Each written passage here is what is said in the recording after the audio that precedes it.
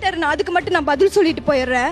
அம்மா உன்னால ஃபினான்ஷியல் சப்போர்ட்டும் இல்ல, உனக்கு வந்துட்டு எந்த சப்போர்ட்டும் இல்லைன்னு தெரியுது, சமூகம் உன்னை தப்பா பேசுன்னு தெரியுது, அப்ப ஏமா அந்த லைஃபை விட்டு வெளியே வந்தேன்னு கேட்டாரு. வேற என்ன பண்ண சொல்றீங்க? செத்துடலாமா சொல்லுங்க,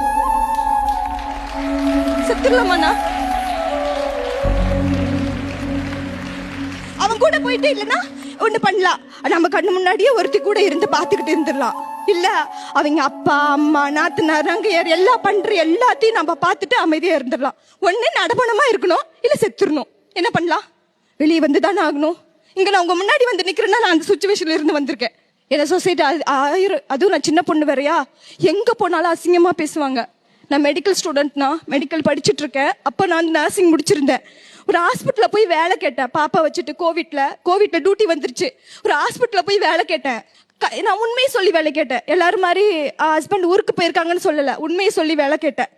ஹஸ்பண்ட் இல்லைங்க, குழந்தை இருக்கு, 15 நாள் குழந்தை, சிசரின் பண்ணிருக்கு, கோவிட்ல டியூட்டி, கவர்மெண்ட் ஹாஸ்பிட்டல்ல டியூட்டி முடிஞ்சிருச்சு. நான் போய் இன்னொரு ஹாஸ்பிட்டல், பிரைவேட் ஹாஸ்பிட்டல், வந்து சம்பளம் பத்தல, அந்த போய் வேலை கேட்டேன். அந்த டாக்டர் என்ன சொல்லியிருப்பாருன்னு நீங்க நினைக்கிறீங்கன்னா?